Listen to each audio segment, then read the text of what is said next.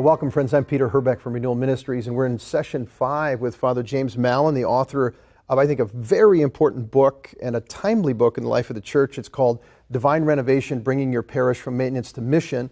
And session 5 is about the engine that drives it all, the Holy Spirit, and how we can live in the Holy, how it's essential to live in the Holy Spirit for any of this stuff that you've talked about to become a reality. Well, we speak about the new evangelization, and I've heard Ralph Martin say many times, you know, in order to have a new evangelization, we need a new Pentecost, because the first wave of evangelization came as a result of the empowering by the Holy Spirit. And it's number 9 in my list of 10 values, that the churches that are actually producing missionary disciples rely on, for one of their values is for everyone to have an experience of the power of the Holy Spirit. This is important language, everyone to have an experience. We're talking about experiential faith, and for it to be an experience of God's power. I think, you know, a lot of Catholics, they certainly, you say, do you believe in the Holy Spirit? They say, of course I believe in the Holy Spirit. But often, a couple of things happen. There's not a personal relationship with the Holy Spirit. People have a sense of relationship with God the Father. They can relate to Father image, of course, with Jesus. Even people who have a personal encounter with Jesus, when it comes to the Holy Spirit, it's a bit weird, you know, because I don't know if you remember, I remember before the Holy Spirit had a name change. Yeah, it was called the Holy Ghost. Right, it was like, how do you have a relationship with the Holy Ghost? But we're not just called to have a personal relationship with God, we're called to have a tri-personal relationship with God. So that's number 1. People often don't have any kind of relationship with the Holy Spirit. They often never pray to the Holy Spirit. And so that's an obstacle we have to overcome. Secondly, we've almost reduced the Holy Spirit, I believe, in our theology and spirituality as almost a theory. We know intellectually that we've received the Holy Spirit when we were baptized. We received the Holy Spirit through the sacraments, which I totally believe. We received the Holy Spirit at confirmation. But how is it? And I've seen hundreds and hundreds of teenagers, some of them gum-chewing, eye-rolling teenagers, receiving the Holy Spirit, and you never see them again. You never see them again, and they look totally bored out of their minds. Like, this is not an experience of power. This is not what has been described in the New Testament. Now, granted, the sacraments, you don't have to have an accompanying subjective experience to know that they're valid. But then we have to face the issue in our sacramental theology is, what is a valid sacrament if there's no fruitfulness? These are theological categories. These are ontological, medieval, scholastic categories of thought that really are abstractions. Like, in the end, if a sacrament isn't changing your life, this is almost heretical. Who cares if it's valid? It's making no difference. Yeah. And so what does the New Testament say? Jesus said, before he ascended to the Father, stay in the city until you are clothed with power from on high, with power. And I think this is the thing, is the need for people to experience the Holy Spirit as the experience of power. We're often shy in the church today of experiential faith. We're very safe in our heads. We're very much children of the Enlightenment. We're very much in love with the idea of a reality rather than experiencing the reality itself. And I think when it comes to the Holy Spirit, we're sometimes fearful. The Holy Spirit, that's what those crazy people do on Tuesday nights in the church basement. They're into that stuff. We don't do that stuff. And so there's this shying away of an experience of power. And I think that we block off. And here's my conviction, is that oftentimes, and I know this because of my own life, Peter, I live almost, it's to some degree a shallow version of the Christian faith, because it's the times when I've experienced God's power through the Holy Spirit that it's almost revealed to me is how much most of the time I'm lacking, that a power that's available to me because I just accept it as being normative to live this way, normative to live with a little tiny experience of power. But when you experience power, you experience power. You never forget. Yeah, I think one of the things Pope John Paul II said that touched me, he always points back to Acts chapter 1, verse 8. That's building on what you're talking about, being clothed with power. Here it is, just before Jesus ascends to heaven. He says, you will receive power when the Holy Spirit comes upon you. And you will be my witnesses. He said, I'm the one who will baptize you with my Spirit.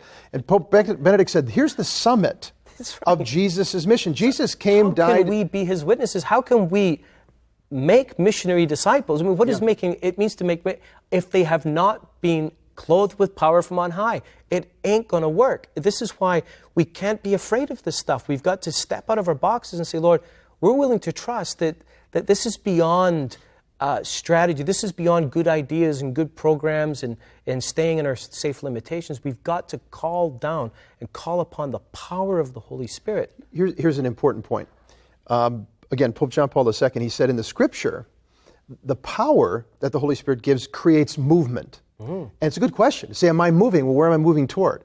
Lumen Gentium 36 talks about our King. The King has given us a share in His power to conquer sin in us and to share the gospel with others. Holiness and mission.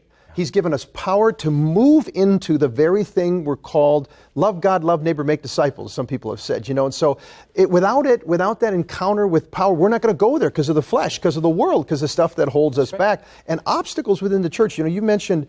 but here's the thing with the power is that, who's the Spirit is God's love poured out into our hearts so that our Romans spirits 5, cry out, Abba, Father. And this is when truly we know who we are as sons and daughters of God, when we have that experience of God's love being poured into our hearts. Now, how do we do that concretely? This is one of the great things about the Alpha experience, is at the heart, about 60% of the way through the course, people go on a Holy Spirit weekend away. And usually it's common for 60 to 70% of the participants to go. And these days culminate in an experience of being prayed over to experience the power of God. And guess what? The Holy Spirit touches people. People have their lives changed. It's unbelievable. Yeah. And we see it again and again. And we just have to create the space and step back. The Holy Spirit touches hearts and people are converted. And it's an experience of God's power. And here's the other thing we do at the parish is we go back to that again and again. We constantly call on the Holy Spirit, whether it's at staff meetings or ministry meetings, or when we bring our ministry leaders together for those leadership summits. We finish every single session laying on hands and calling on the Holy Spirit to come in power. Because the experience of being filled with the Holy Spirit, that experiential thing, is something, of course, that goes away. And my own need in my own life is I'm so weak and broken that I need that as often as I can, because then I know that it's not me that's working, that there's a power greater than me at work. And so seeking that experience. But we're often in the church, we're shy of these experiences. But here's one final thing. If we're going to reach the unchurched, the fallen away, the non-Christians, you see, in the past, in a kind of a more modern mindset, the primary question for people was maybe, is it true? But in a post-modern society, the primary question that people are asking is not, is it true? So when we lead as the church with the truth, the truth, the truth, the truth, now, I'm all about the truth, but that's not the question the 90% of people are not asking that question. They're asking, will it work for me? I mean, look at all the weird New Age stuff people are into. They're looking for experience that will make a difference in their life. That's the primary question they're asking, does it work? And so, as a tool, again, to reach the unchurched, to bring them to conversion and to living the life of a missionary disciple, that experience of God's power is key. Once they have that, then they begin to be interested in the truth.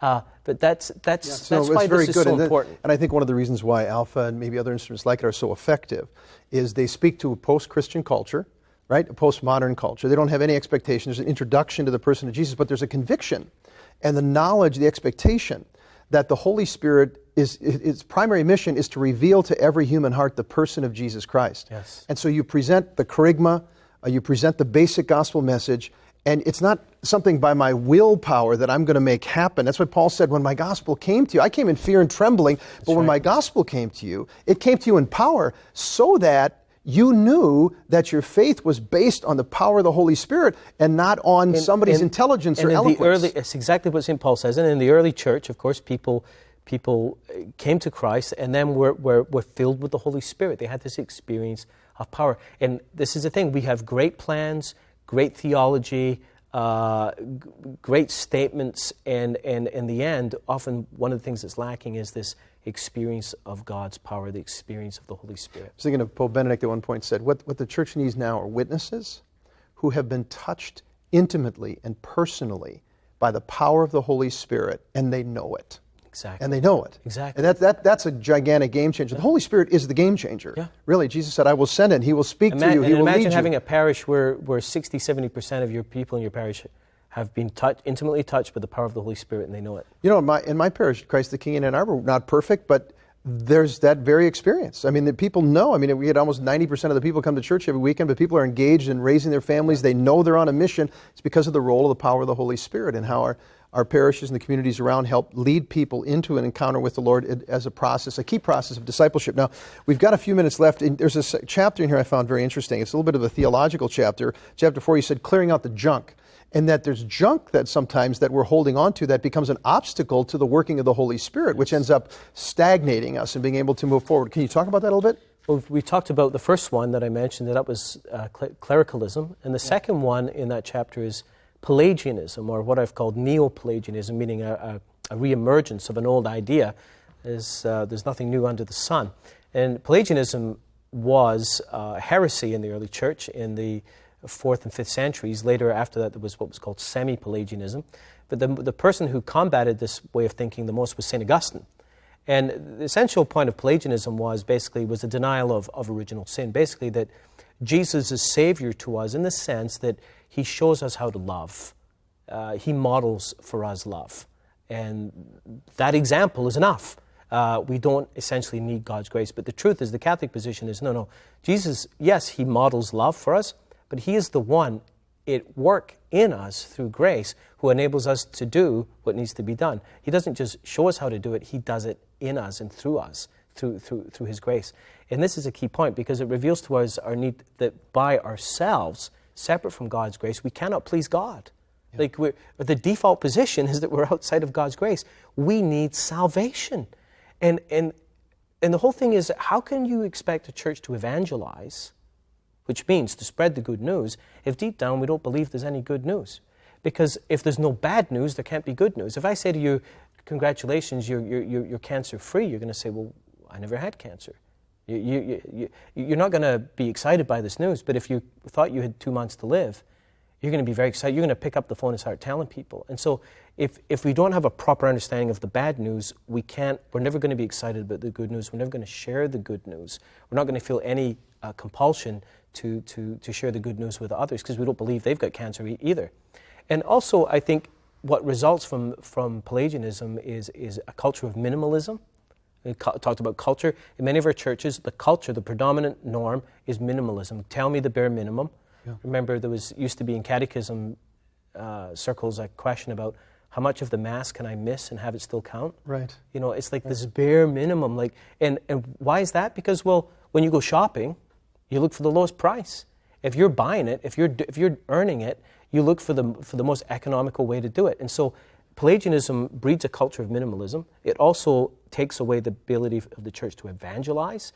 And if you talk about the experience of the Holy Spirit, who needs the Holy Spirit? Who needs a spirit of power if we can do it by our own power? Right. There's that whole willpower thing. And then Christianity gets reduced to a kind of moralism, a moral striving. And Christianity is a new life in the Holy Spirit. It's living a new way of life, a new power and a new capacity is given to us. We can't call our people to something and expect them to do it by virtue of just moral striving. We have to lead them into a full encounter of their baptismal and confirmation graces, that power to live a new way of life. Sometimes it said, be the best version of yourself. Jesus didn't come to make us a better version of ourselves. He came to make us a new creation. Yeah. That's the language of the New Testament, a new creation. I will put a new heart in you.